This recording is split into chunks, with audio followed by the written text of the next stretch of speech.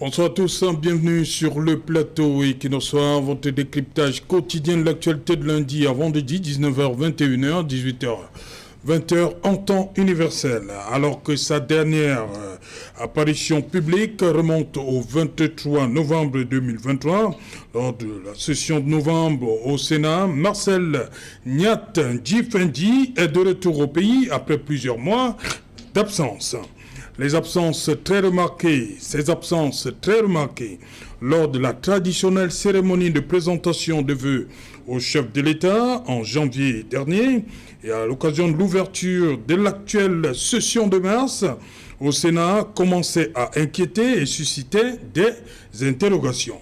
Marcel Nyat Djifendi, en tant que président du Sénat, et conformément à la Constitution, est appelé à assurer l'intérim en cas de vacances à la tête de l'État. L'absence prolongée de Marcel Nyat Djifendi a, de l'avis de certains observateurs, fait traîner la mise en application de l'article mettant en place le bureau de l'Assemblée nationale.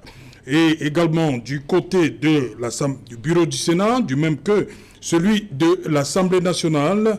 Et aujourd'hui, les membres du Conseil constitutionnel nommés le 18 janvier dernier, à savoir Minkwaché Adolphe et Lokmo Belek Aaron, peuvent prêter serment devant recevoir le serment du Conseil constitutionnel réuni en Assemblée, on va le dire en Congrès, c'est-à-dire l'Assemblée nationale et le Sénat réunis en Congrès pourront donc dès à présent recevoir les serments des membres du Conseil constitutionnel. Session de mars au Parlement, 2 semaines d'arrêt, c'est un point d'interrogation, madame, monsieur, et c'est le fait du jour.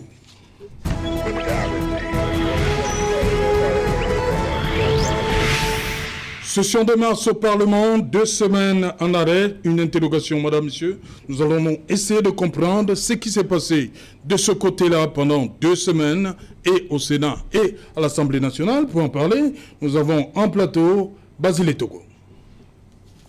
Bonsoir Serge Alain, bonsoir à tous les panélistes que vous aurez l'amabilité de présenter ici. C'est un honneur pour moi de représenter une fois de plus à cette émission le Rassemblement démocratique du peuple camerounais, ce parti qu'on ne présente plus, qui en passant va bientôt fêter le 25 mars prochain, un an de plus. Ouais. Je voudrais, par la même occasion qui m'est donnée, de souhaiter à tous les militants du Rassemblement démocratique du peuple camerounais et beaucoup de courage à tous ces vaillants Amazones qui se promènent chaque fois à faire inscrire les Camerounais sur les listes électorales, afin que l'élection 2025 qui s'annonce puisse se dérouler dans de bonnes conditions. Voilà, à côté de vous, Dylan Cohen. Bonsoir Dylan. Bonsoir Serge, bonsoir à vos millions de téléspectateurs à travers le monde.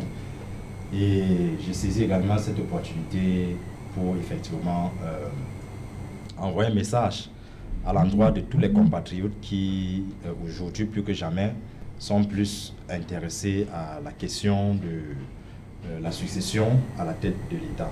Donc, mes vieux encouragements pour tous ceux qui pensent, tous les citoyens qui pensent que nous devons nous mobiliser davantage pour justement avoir un droit de regard dans le suivi des événements et donc sur la question qui va meubler la discussion de ce soir. L'absence des différents présidents dans nos 2 instances qui ne sont pas des moindres. Voilà. Vous leur adressez vos encouragements. Pourquoi? Oui, j'adresse des encouragements à tout le peuple camerounais pour leur dire qu'effectivement, le destin se dessine et il n'est plus question de dormir sur ses lauriers. Il faut se réveiller et il faut se tenir prêt à tout moment. Tout peut arriver. Voilà. Bonsoir, maître Joseph Tafao. Bonsoir, Serge Alain. Bonsoir aux co-discutants. Et bonsoir particulier aux otages politiques, militants du MRC toujours incarcérés dans les geôles de cette dictature, qui le reçoivent ce soir, ce bonsoir, et qu'ils restent toujours courageux et qu'ils sachent que tout n'est pas fini, rien n'est fini quand tout n'est pas fini. Voilà, tout n'est pas fini quand... Rien n'est fini quand tout n'est pas fini. Basile Togo, que répondez-vous à ceux qui pensent que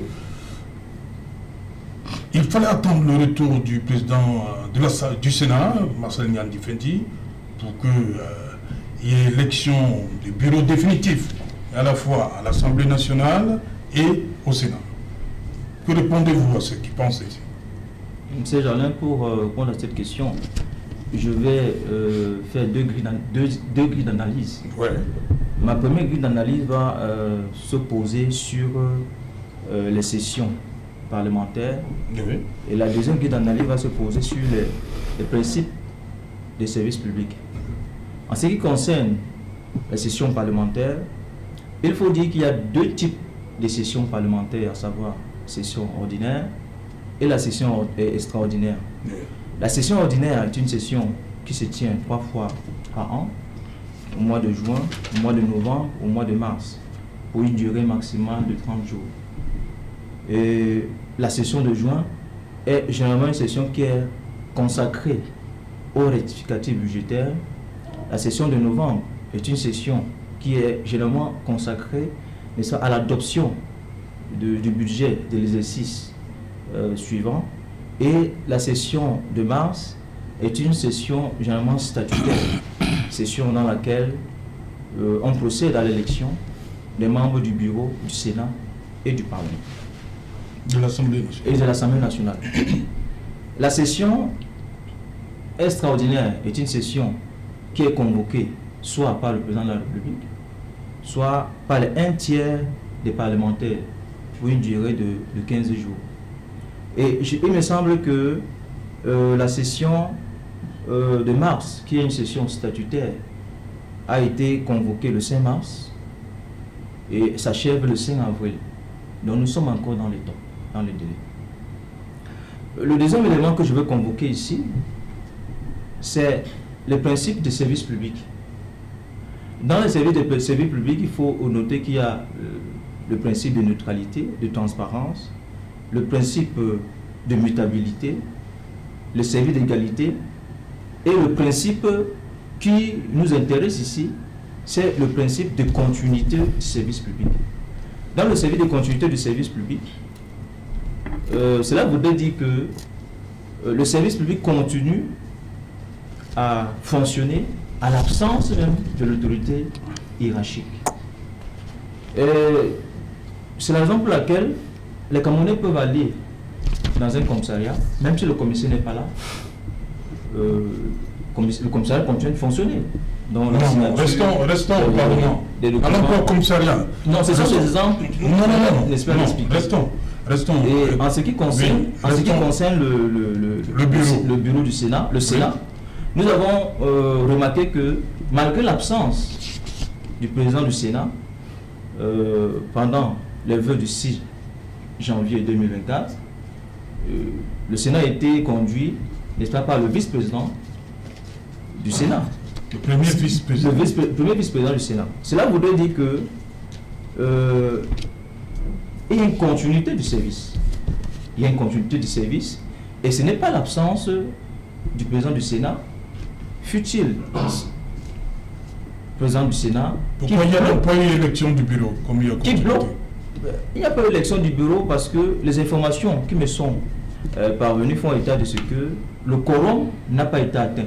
Vous savez, pour qu'un bureau puisse siéger, que ce soit au niveau du Parlement, que ce soit au niveau du Sénat, il faut au moins qu'il y ait les 3/3 des parlementaires. Et à ma connaissance, le quorum n'a pas été atteint parce qu'il y a beaucoup de parlementaires et certains sénateurs qui sont indisponibles. Et sur les conditions de forme, on ne peut pas siéger en attendant, n'est-ce pas, que le quorum soit atteint. C'est la raison pour laquelle il y a ce retard qui est observé. Mais ça n'a rien à voir avec l'absence du président du Sénat, puisque en son absence, il y a une continuité du service public. Nous avons vu lors des vœux notamment. Ok. Continuité de service, Yvette Tafo, qui permet pas qu'il y ait élection du bureau. Monsieur Vous adhérez? Monsieur Basile Togo dit des choses très grave qui démontre qu'il ne maîtrise pas les lois. Il vient parler des choses dont il n'a pas connaissance. L'article 15, alinéa 4 du règlement intérieur de l'Assemblée nationale dit en début de chaque session parlementaire, puisqu'il y a 3 sessions annuellement, il y a mars, il y a juin et il y a novembre. Chaque session ordinaire dure 30 jours. En début de chaque session, il y a élection du bureau, immédiatement, en début de chaque session. Et là, ce texte précise avant toute délibération. Donc, ce n'est pas comme, par exemple, l'exemple qu'il a pris tout à l'heure pour dire que dans un commissariat, si le commissaire principal titulaire n'est pas là, son adjoint, c'est pas comme ça. C'est pas comme ça à l'Assemblée nationale. Parce que les travaux sont dirigés par la doyenne, ou bien par le doyen d'âge, assisté des 2 jeunes de l'Assemblée nationale. Ils sont là pour conduire les élections. Ce n'est que quand un bureau est mis sur pied, un président, des vice-présidents, des questeurs, que les sujets peuvent être soumis à l'ordre du jour et puis les débats s'ouvrent. Ce n'est que dans ce cadre-là qu'il peut y avoir délibération. Le bureau de l'Assemblée, les membres de l'Assemblée nationale qui commencent le travail en début de session parlementaire, constitués du doyen d'âge, n'ont pas qualité. Vous allez par exemple me dire que s'ils arrivaient là et qu'on avait déposé un projet de loi sur la table, quand un bureau n'est pas encore élu, ils peuvent connaître du projet. Ils ne peuvent pas. C'est pas possible, Serge Alain. C'est ce que les textes disent. Et donc, ils sont là depuis le 5 mars. Quand on sait que c'est une session de 30 jours, on est déjà presque à 2 semaines. Vous ne pouvez pas imaginer les conséquences que cela produit. Je parlais tout à l'heure des projets de loi qui peuvent être déposés sur la table. Il pourrait y avoir des projets de loi importants sur lesquels il va falloir légiférer. L'Assemblée nationale n'a pas encore son bureau. Il peut encore avoir des conventions et des chartes où l'Assemblée nationale peut devait statuer pour permettre au président de la République d'aller ratifier, peut-être que pour permettre l'avancement du Cameroun sur tel ou tel autre point. C'est pas le cas. Maintenant, depuis qu'ils sont là, n'oubliez pas qu'à chaque session parlementaire, il y a un budget parlementaire. C'est-à-dire qu'il y a de l'argent qu'on met à leur disposition pour les faire vivre. Tous les jours, ils sont là, ils se tournent le pouce. Mais c'est l'argent du contribuable qui est en train de souffrir. Si on revenait par exemple sur les projets de loi, et qu'il y en avait un certain nombre sur la table, vous pensez que dans les 2 semaines qui suivent, c'est-à-dire que jusqu'au 5 avril, ils seraient capables de terminer tout ce travail-là? Maintenant, il faut se rendre compte que malheureusement, ce n'est pas le seul problème qu'on peut relever à l'Assemblée nationale. Et la douane, de ces 15 jours? Je veux dire, dans cette mandature, par exemple. Non, le problème, c'est nous sommes entre le 5 mars et aujourd'hui. Et aujourd'hui. Vous avez dit que les parlementaires se tournent les pouces. Vous en avez la certitude? Sinon, à défaut, ils font quoi? Ils ne peuvent pas légiférer parce qu'il y a 2 fonctions principales, entre autres, qui constituent l'essentiel du travail des parlementaires. Il faut légiférer et il faut contrôler l'action gouvernementale. Tant qu'il n'y a pas un bureau sur pied, l'Assemblée nationale ne peut rien faire.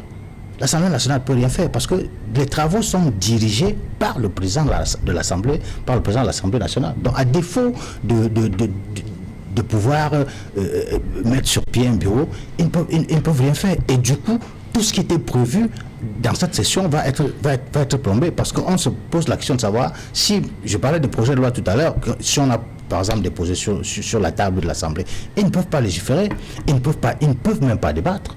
Parce qu'il va falloir que le président soit là pour orienter les travaux et même pour délibérer. Parce que les textes disent que c'est le bureau qui délibère. Maintenant, il y a quel bureau?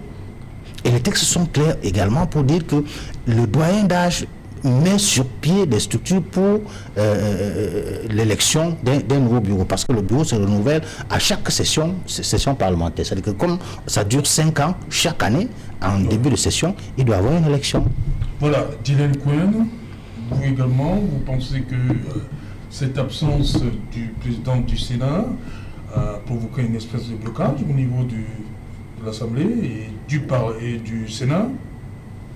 Serge Alain, je vais commencer par croire que le Cameroun est le seul pays où, en réalité, quand on parle de la politique, on devrait interroger certaines caractéristiques qui relèvent de la métaphysique. Voyez-vous, c'est quand même une réalité planétaire où les universités peut-être vont nous aider davantage à comprendre certains phénomènes, où en pleine session, ou du moins à l'approche des sessions, qu'on ait deux présidents de deux chambres importantes qui soient carrément absents des travaux. Moi, la lecture que je fais, justement, c'est que nous sommes arrivés au point culminant. Vous savez, rien ne se fait au hasard. Je vais prendre le cas de l'Assemblée nationale avec le président, l'honorable Kavaye Djibril. On a vu les soubresauts auxquels l'honorable Kavaye Djibril s'est livré ces derniers temps. Avant la session de mars, on a vu une sorte de conflit souterrain que l'honorable Kavaye Djibril a eu au sein de sa formation politique, où il était dans des couteaux tranchants avec soit le président de la République qui nous empêchait de dire des choses que nous avons tous justement relayées à partir des informations qui circulaient dans les réseaux sociaux. Et venue une session parlementaire comme celle de mars, que l'honorable Kavaye Djibril brille par une absence. Je crois que on ne pourra comprendre cette absence que dans le prisme de... C'est-à-dire que les gens qui ont pris les institutions, ils en font la guise. Ils prennent la chose de la République et carrément, on ne prend pas le soin d'informer les Camerounais la raison ou les raisons pour lesquelles les deux présidents sont absents. C'est quand même une institution importante. Je crois que nous, citoyens, nous avons le droit à l'information. Et il était donc du devoir de l'Assemblée nationale de nous informer sur les raisons de cette absence, du moins au niveau de l'Assemblée nationale. Maintenant, au niveau du Sénat, c'est pratiquement les mêmes cas de figure. C'est vrai qu'on apprend ici et là que le président serait malade, il serait hospitalisé, mais nous ne sommes pas informés. Le citoyen qui est représenté par ces honorables est complètement déconnecté de ce qui le concerne, du pouvoir qu'il a délégué. C'est pour ça que je dis que la politique quand finalement relève de la métaphysique, où on fait n'importe quoi, on fait à sa guise, mais en réalité, quand quelqu'un veut peut-être pointer du doigt ce qui va mal, il devient la cible. Et c'est tellement désolant que j'ai envie de dire quelque chose. Je crois que nous sommes à l'ère des grandes révolutions. L'opposition se fait au sein du RDPC. Ça va peut-être anodin, mais je vous dis, l'opposition se dessine davantage au sein du RDPC. Quand je prends la sortie de la doyenne d'âge, qui a en réalité indiqué aux Camerounais l'électorat vers lequel ils doivent aller. Je prends l'absence du président de l'Assemblée nationale, quand je fais un rapprochement entre les deux, je crois qu'il est suffisamment clair qu'il faut pousser ce régime à la porte. Ils n'ont plus rien à donner aux Camerounais. L'Assemblée nationale, qui est le lieu de représentation du peuple, brille par l'absence de son président, une absence qui n'est communiquée nulle part, donc au grand mépris des citoyens que nous sommes. Je pense qu'on n'a plus rien à attendre. Nous, de la société civile, le message est clair. 2025 ou avant 2025, nous invitons également avec mon concitoyen qu'ils peuvent s'exprimer davantage sur les failles que leur régime a passé le temps à accumuler et regarder la réalité en face et de dire aux Camerounais, nous devons nous défaire de ce parti politique qui en réalité n'a pas aidé le Cameroun. Je crois que les deux absences... Il y a des élections, non? Oui, j'ai dit bien que les orientations sont données. Il y a des communications muettes. Monsieur Kavaye brille. Parce que vous parlez de ces défaits. Oui, bon, ces défaits justement sont des orientations politiques. Si on veut qu'il y ait élection, on a des orientations qu'il faut. C'est justement que les deux responsables, la doyenne d'âge et le président désormais Kavaye Djibril, nous dit, peut-être les gens ne saisissent pas mieux ce message-là, nous dit que le RDPC n'en fout plus la peine. Et donc, soit il brille par son absence pour faire passer le message, soit, peut-être après la session de mars, on entendra Kafa Djibé, comme on a déjà entendu dans ces différentes sorties, parfois musclées, parfois contre le RDPC, à visage ouvert. Je crois que c'est le message que moi, de la société civile, je retiens du moins. 2025, j'ai l'orientation nécessaire qu'il faut. Voilà, je vous pose une fois de plus, Basile, avec ce retour du président du Sénat, Marcel Niat Ndifendi, les choses peuvent, pour pas qu'on se le cache, peuvent démarrer normalement, repartir normalement. Ça, j'aimerais bien évidemment, avec le retour du très honorable Niat, les choses peuvent démarrer. Au même titre que le retour des autres députés et sénateurs qui sont absents et qui feront ce que le quorum soit atteint. Je vous ai dit, c'est un problème de forme.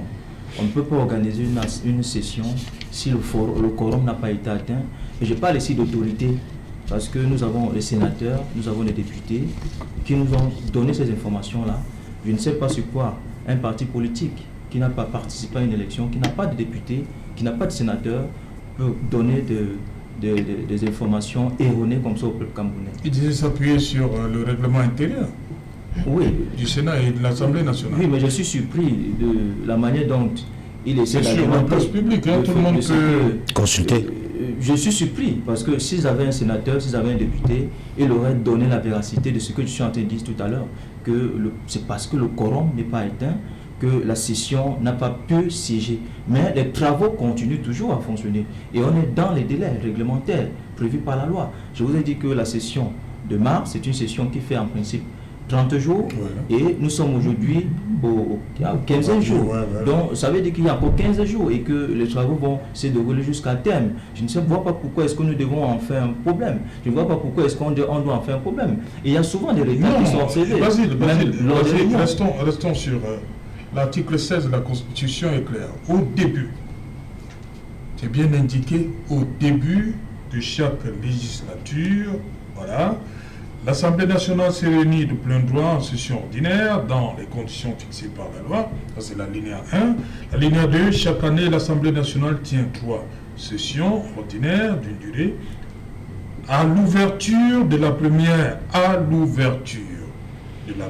session ordinaire, l'Assemblée nationale élit son président et son bureau. À l'ouverture. Permettez que je complète ici, avec votre permission, Serge Alain. Moi, je reste sur la Constitution. Moi également, je reste sur le règlement intérieur qui complète le règlement intérieur vient compléter les éléments de la Constitution. Oui. L'article 15 du règlement intérieur de l'Assemblée nationale, en son alinéa 4, dit au début de la législature ou de la première session ordinaire de l'année législative de l'Assemblée nationale, il est procédé avant toute délibération. Voilà, avant toute délibération.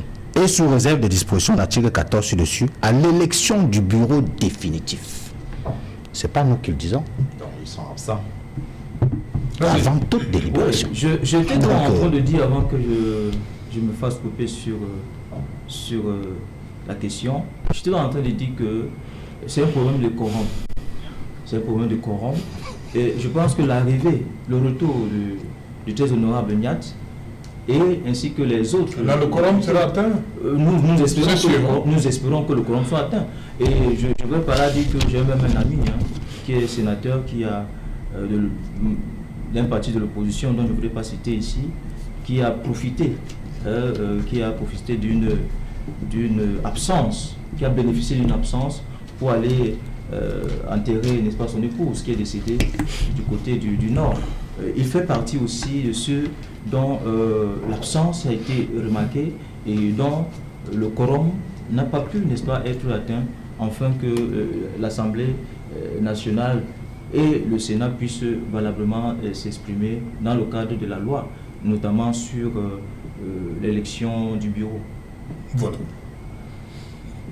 Voilà. Oui, Joseph ? Oui, il faudrait que M. Itogo nous dise, pour que le quorum soit atteint, il faut combien de députés? On a 180 députés à l'Assemblée nationale. 151 du RDPC. 150, 152. 52. Oui, en fait, il n'en reste plus que 141 parce qu'à la date d'aujourd'hui, il y a 11 qui sont morts, 10 ou 11 comme ça. c'est même un autre détail très important par rapport au décès des députés qu'on ne remplace pas. Le quorum est atteint quand il y a la majorité plus 1, c'est-à-dire que 81 députés. Monsieur Etogo est en train de nous informer que sur 91. Oui, sur 180 députés, on n'a pas la moitié. Ce qui est encore très grave. Très grave. Ce qui est encore très grave. Le sous-titre de notre émission, c'est 2 semaines d'arrêt. En réalité, Serge Alain, l'Assemblée nationale n'est pas qu'à 2 semaines d'arrêt. L'Assemblée nationale est à plusieurs mois d'arrêt, plusieurs années d'arrêt. Parce que... Non, j'ai parlé du Parlement. Hein, oui, du Parlement. Oui, je parlais. Et l'Assemblée et le Sénat. Oui, parlons du Parlement, n'est-ce pas? Oui. Si on regarde, je parlais tout à l'heure des fonctions régaliennes, je parlais également du travail que doit faire l'Assemblée nationale à chaque fois qu'elle est réunie en session ordinaire, c'est-à-dire que 3 fois par an. Il y a un certain nombre de choses que, une fois que le bureau est élu, parce que souvenons-nous, on se plaint cette année parce que le bureau n'est pas encore élu. Or, les précédentes années, je m'en tiens simplement à cette législature.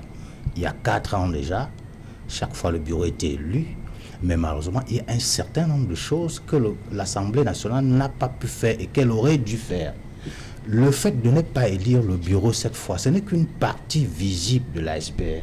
Parce qu'entre-temps, il y a plein d'autres choses qu'il aurait dû faire et qu'on n'a pas fait. Allons, avec votre permission, je vais citer quelques-unes par exemple. À date d'aujourd'hui, on a au moins 10 députés qui sont décédés et qui ne sont pas encore remplacés. Le code d'élection le code électoral des partiels. Pourtant, le code électoral, en son article 155, nous précise que chaque fois qu'un député ou un suppléant est décédé, on procède immédiatement à son remplacement en organisant les élections partielles. La seule condition pour ne pas organiser les élections partielles, c'est au cas où le député décède moins d'1 an avant la fin de la session. C'est-à-dire que si à partir de maintenant, parce que la session est supposée se terminer en mars 2025, si à partir de maintenant un député décède, on ne peut plus organiser des élections, des élections partielles. Ça, c'est le premier cas. Le deuxième cas, il ne vous a pas échappé que l'année passée, on nous parlait des fonds qui avaient été distraits à l'Assemblée nationale. Il s'agit quand même de l'institution qui est chargée de légiférer. C'est-à-dire que faire des lois pour condamner et les voleurs et ceux qui distraient la fortune publique. Si en leur propre sein, il n'y a pas de sérieux, si en leur propre sein, on parle de distraction de fonds, là, c'est encore très grave. Je voudrais m'appesantir encore sur un autre point. Les commissions d'enquête parlementaire que sont supposées organiser les députés chaque fois qu'il y a un problème, parce que ça rentre dans leurs prérogatives, ces gens-là. Et les textes nous renseignent que chaque fois qu'ils peuvent soupçonner qu'il y a un problème, un dysfonctionnement d'ordre administratif ou technique dans un service, ils peuvent mettre sur pied une commission d'enquête parlementaire à l'effet de voir ce qui ne va pas et de déposer sur la table du président de l'Assemblée nationale et qu'ils en débattent. Ils ont même la possibilité de déposer le dossier, de faire des poursuites judiciaires. Depuis le début de cette législature, on s'en tient seulement à cette législature. C'est-à-dire que depuis 2020, on a eu les scandales de Glencore, on a eu Covid-19, on a eu la CAN 2019. L'Assemblée nationale ne s'est jamais prononcée là-dessus. C'est pour ça que je vous disais tout à l'heure que le fait de ne pas se déranger, le fait de ne pas voter un budget, autant pour moi, un bureau en début de cette session, ce n'est que la partie visible de l'iceberg. Maintenant, est-ce que vous vous souvenez, prenons maintenant sur le plan général, est-ce que vous avez souvenir de ce que, depuis que l'Assemblée nationale existe, c'est-à-dire que depuis le retour au multipartisme en 82, il y a eu une proposition de loi qui a été débattue à l'Assemblée nationale? Non, chaque fois c'est les projets de loi. Je parle de proposition de loi, pourquoi? Parce que les textes disent que quand un député peut faire une proposition de loi, si cette proposition est rejetée 2 fois, n'est pas maintenue 2 fois à l'ordre du jour, de manière automatique à la 3e section, la proposition sera maintenue de plein droit. Ça, c'est ce que les textes disent. Mais vous n'avez pas souvenir de ce que, depuis que on est à la 10e législature maintenant, depuis 92, on a déjà eu à débattre d'une proposition de loi. Ça, c'est autant de choses qui sont bafouées à l'Assemblée nationale.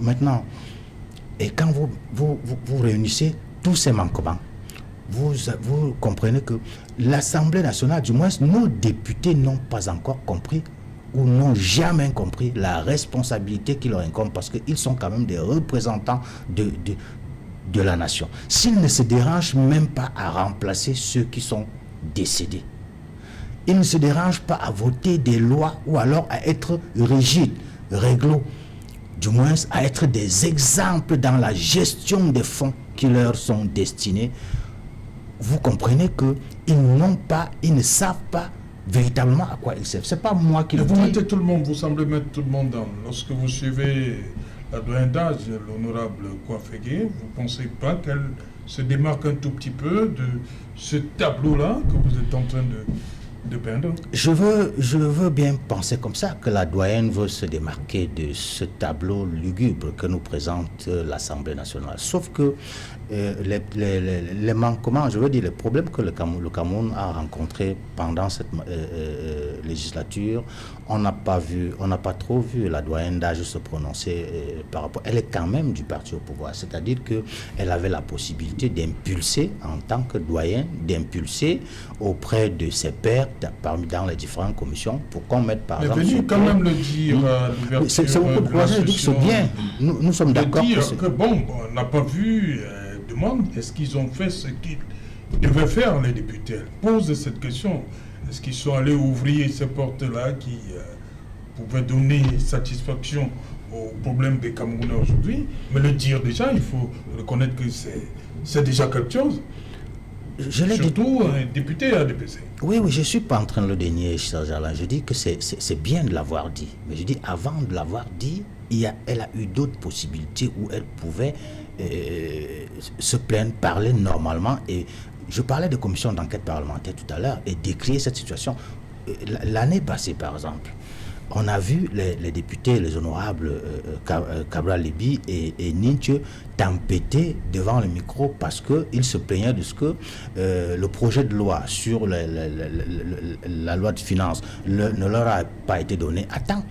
À ce moment-là, on aurait aussi voulu comprendre, savoir, parce que les textes prévoient qu'ils doivent avoir le projet de loi sur leur table au moins 14 jours avant pour avoir la possibilité d'étudier et venir donner, faire leurs observations. Malheureusement, on ne l'a pas écouté.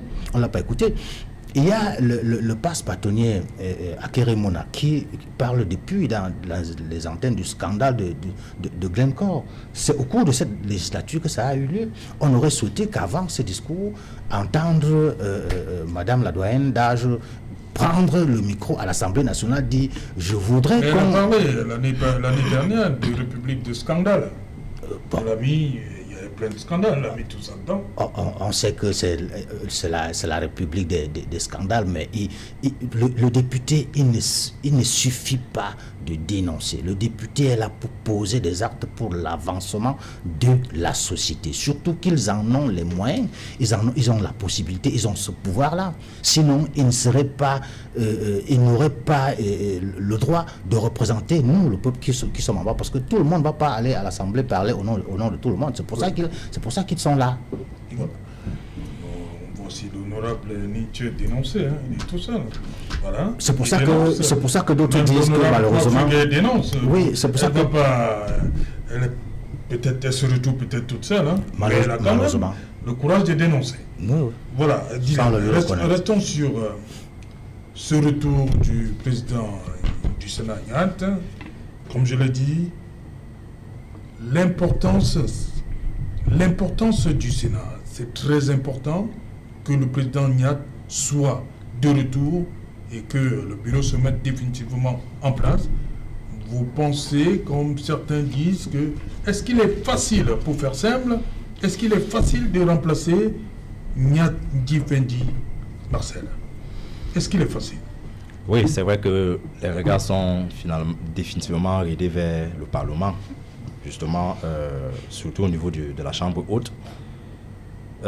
Avec les informations que nous avons quand même de l'état de santé du président du Sénat, ça indique une incapacité de pouvoir assumer de façon physique ses responsabilités. Maintenant, poser la question si est-ce que c'est facile, il me semble que dans une démocratie normale, je crois que Niat aurait mieux fait, l'honorable Niat aurait mieux fait de démissionner, que nous ne soyons pas à nous poser des interrogations à n'en plus finir. Vous savez que le Parlement est l'endroit, bref, est la représentation nationale. J'avais envie de dire à M. Etoga que effectivement le MLC est à l'Assemblée nationale parce que voyez-vous qu'on est élu député de la nation. La nation, ce sont ses partis politiques, ce sont ses forces vives. Donc, une instance aussi importante comme celle-là, où on va vadouiller ceux que le peuple a désignés d'aller porter leur voix, ils sont absents, ils ne remplissent pas le quorum, ce qui est un problème inexplicable. Ils brillent par une absence non communiquée. Je veux aller en porte-pièce avec le rôle que la doyenne d'âge a apporté. Justement parce que c'est une suite logique. Quand vous écoutez la doyenne d'âge dans le discours d'ouverture et que vous observez ce qui se passe 15 jours après, vous allez décerner les indicateurs que cette dame, que cette honorable a pointé à l'endroit des Camerounais. C'est justement qu'il y a un abandon. Il y a une démission de fait. Par nos députés, je crois que ça a été démonté par M. Etoga, qui nous a justifié, qui nous a justifié qu'ils ont la primaire de l'information et que le reste du peuple ne peut pas être informé sur l'absence. Oui, mais il faudrait qu'on prenne les choses au sérieux. Vous n'allez pas lui faire ce reproche. Non, mais il a dit sur le plateau qu'ils ont des députés qui l'ont informé. Il s'est rapproché peut-être des députés qui lui ont donné J'aurais aimé avoir le même niveau d'information que M. Etogo pour ne pas faire dans la supercherie. Un député ou un sénateur. Je pense que avant d'arriver, j'ai quand même le droit d'avoir une information venant de ceux qui me représentent, puisque ma voix, en fait, ce sont eux qui portent ma voix. Justement. Je ne peux donc pas comprendre, je ne peux pas admettre, je ne peux pas accepter que 15 jours après, qu'on soit en train de violer la Constitution. Parce qu'il n'y a pas eu élection au début de la séance. C'est une violation grave. Sur le terme au début, à l'ouverture, c'est même à l'ouverture. Bien sûr. La loi a été suffisamment clair là-dessus. Il n'y a pas une autre interprétation qui peut se prêter à cela ou bien porter confusion. À l'ouverture de la session, il doit y avoir élection du bureau. Président. Nous sommes à 15 jours. Son bureau. On nous annonce l'arrivée du président du Sénat. Serge Alain, je crois que ceux qui rêvent encore de quelque chose de bien venant du RDPC, parce que si on dit du gouvernement, c'est comme si on était de victimiser les Camerounais, venant d'un parti politique qui a décidé de prendre les Camerounais en otage et a fait de ce peuple ce dont on le semble. Je ne peux pas comprendre aujourd'hui qu'une session parlementaire est en cours, mais que les députés réussissent à briller par leur absence, au point où il y a violation de la Constitution. Comme on vient nous expliquer là sur un plateau de télévision, comme si c'était une situation normale, il faut que les Camerounais s'impatientent, attendons jusqu'à la fin. Justement, c'est un pays d'attendre jusqu'à la fin. Et on sait où la fin nous mène. La fin nous mène dans le chaos. Ce qui a été décrit par la doyenne d'âge. La fin nous mène par, justement, le rôle régalien qui revient aux députés de faire vivre la nation, de contrôler l'action du gouvernement. Vous voyez qu'il n'y a carrément pas de contrôle d'action gouvernementale. Nos routes sont des tombeaux. Tout ce qui a été décrit par la doyenne, c'est justement cette démission-là de ceux qui étaient censés porter la voix du peuple, défendre le peuple, qui fait en sorte qu'on est en droit de penser aujourd'hui que le législatif est en train de fuir. Nous sommes à l'approche de 2025, je crois que c'est révélateur. L'exécutif est dans son palais festif, il se taille, bref, il se sert de tout ce qu'il veut de cette république, et le judiciaire a complètement démissionné. L'affaire Glencore, moi j'ai envie de dire, il ne revient pas à la doyenne d'âge de se positionner comme celle qui doit enclencher l'affaire. Je crois qu'on a les procureurs de la République qui, en réalité, doivent se saisir. Il faut que dans un pays, quand le judiciaire est en panne, le législatif est en panne, vous attendez à quoi? Attendez-vous à ce que l'exécutif donc fasse de la République un gâteau. Il nous mange à toutes les sauces. C'est pour ça qu'on ne peut pas se plaindre. C'est pour ça qu'on ne peut pas créer des initiatives visant à leur remplacer. Ils se font appeler des moulinex dans une république. Ils se font appeler des moulinex. C'est-à-dire que ceux qui sont censés apporter la prospérité se font appeler ceux qui servent plutôt à broyer, à martyriser, à écraser le peuple. Voilà les expressions. Et ça passe comme il est à la poste. Et justement, comme je disais tantôt, ceux du RDPC qui se lèvent aujourd'hui, l'honorable Kavaï Gedjibé, moi je lis son action avec un autre regard, pas comme avec le regard que les autres font. J'ai dit, il est en train de passer un message fort. Et nous devons, nous, de la société, nous les électeurs, nous devons saisir ce message. C'est que, justement, lui, Kavaï et le président Niat sont en train de démissionner de leur rôle, sont en train de nous dire qu'il n'y a plus rien à attendre de ce parti politique. Et donc, c'est à nous de prendre nos responsabilités. Les prochaines échéances électorales seront assez déterminantes. Je crois que le vote censure ne sera plus un appel vide de contenance. On a suffisamment les éléments sur lesquels nous, citoyens, nous pouvons dire haut et fort que nous n'avons plus besoin de ce régime. On ne peut pas accepter qu'un quorum ne soit pas atteint avec 180 députés. C'est inacceptable.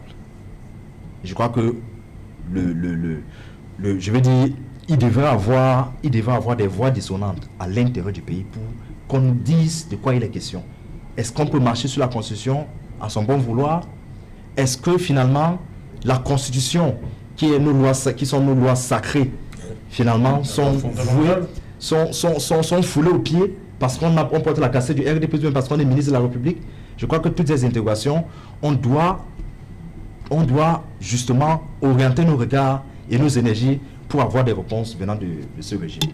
D'abord, Basile, il n'y a pas violation de la Constitution. Nous sommes encore au mois de mars, dites-vous. Le quorum, vous êtes sûr, il sera atteint, comme vous dites, avant qu'il y ait mise en place des bureaux définitifs, et à l'Assemblée et au Sénat. Serge Alain, je le dis ici, il n'y a aucune violation de la Constitution. Puisque avant... Qu'est-ce que vous entendez par avant la session, oui. Avant la session, n'est-ce pas, de mars, qui procède à l'élection du bureau, le doyen d'âge, le premier ordre du jour, c'est la vérification du quorum. Et lorsque la vérification du quorum a été effectuée autant pour moi, et qu'on constate que le quorum n'est pas atteint, les travaux vont s'arrêter. Et je le dis ici, il peut arriver qu'au cours d'une réunion, il y ait des absents, sans le bon vouloir des personnes qui sont absents. Il peut avoir des imprévus. Mais ça fait 15 jours que ça dure. Il peut avoir des imprévus. Ça fait 15 jours que ça dure. Il y a des cas de maladies qui peuvent arriver. 180 députés. Il y a des cas de maladies. Ça ne s'est jamais produit au Cameroun. Je suis d'accord avec ça. Donc, je ne peux pas accepter le fait que vous dites que c'est à cause d'une personnalité, fût-il président du Sénat, qu'on ne puisse pas... Non, même avec tout le respect que j'ai pour lui, il ne peut pas bloquer une entité comme le Sénat. C'est parce que le quorum, on a constaté que le quorum n'est pas atteint, qu'on a demandé à ce que les travaux soient arrêtés. Et on attend que le quorum soit atteint. Certainement l'arrivée du président du Sénat, ainsi que les autres sénateurs et députés, permettront l'avancement des travaux. Et je dis dans le cadre de la loi, il n'y a aucune violation. Il n'y a aucune violation de la loi. Nous avons le droit à l'information. Il n'y a aucune violation de la loi. Je ne suis pas porte-parole du Sénat, autant pour moi. Il n'y a aucune violation de la loi. J'ai fait des informations. J'ai fait des recherches avant de venir sur le plateau. Désolé, moi, je ne viens pas sur le plateau. Je ne viens pas sur le plateau. Ce ne sont pas les informations officielles. Moi, je questionne les informations officielles. Ce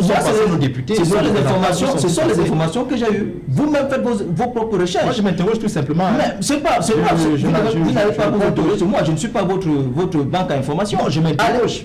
Interrogez-vous. À 15 jours, on n'a pas un bureau. Interrogez-vous ce qui de droit. Je ne peux pas répondre à votre question. Je suis juste en train d'expliquer aux Camerounais les informations qui me sont parvenues du fait que les Camerounais ont envoyé des députés et des sénateurs à l'Assemblée et au Sénat Et ces sénateurs et députés me font savoir que c'est parce qu'il y a eu, jusqu'à présent, un certain nombre de députés et sénateurs qui font preuve, qui ont fait preuve d'absence du fait qu'il y a des imprévus, cas de maladies et empêchements et autres. Ça peut arriver. Ça arrive. Ça peut arriver. Ce n'est jamais arrivé, mais ça peut arriver. Ça peut arriver au cours d'une réunion. Il y a des gens qui ne sont pas là, ou bien ils viennent un peu plus tard. 2024, c'est particulier. On est à fois... Ils sont absents. Heureusement, à l'Assemblée et au Sénat. Heureusement que ce n'est jamais arrivé. Bloqués. Heureusement que ce n'est jamais arrivé. Oui. Mais cette fois-ci, souffrons de ce que c'est arrivé. Et je voudrais dire... Dans les deux chambres. Je voudrais dire quelque chose. Il peut m'arriver même qu'il y a des problèmes autres que ça.